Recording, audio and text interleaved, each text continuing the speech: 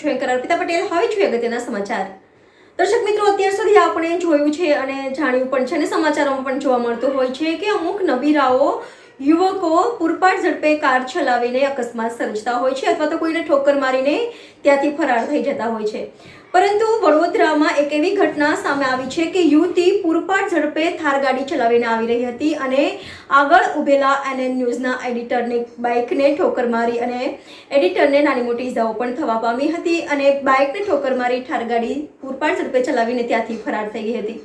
આવો જોઈએ વિગતવાર સમાચાર। તારીખ 26/4/2024ના રોજ સાંજે 6 કલાકે સયાજીગંજમાં આવેલા ગરનાળામાં એક થાર ગાડી યુવતી ચલાવીને આવતી હતી અને ગાડી ફૂલ સ્પીડમાં હતી। ત્યાં જ ઘટના સ્થળે ગાડીની પાછળ NN ન્યૂઝના એડિટર ઝુબેર મલેક હતા અને થાર ગાડીએ તેમની બાઇકને ઠોકર મારતા NN ન્યૂઝના એડિટરને નાની મોટી ઇજાઓ થવા પામી હતી અને થાર ગાડી ચાલક યુવતી ત્યાંથી ભાગી ગઈ હતી અને એનો ગાડી નંબર પણ નોટ કરી લેવામાં આવ્યો હતો, જે નંબર હતો GJ06PF7389।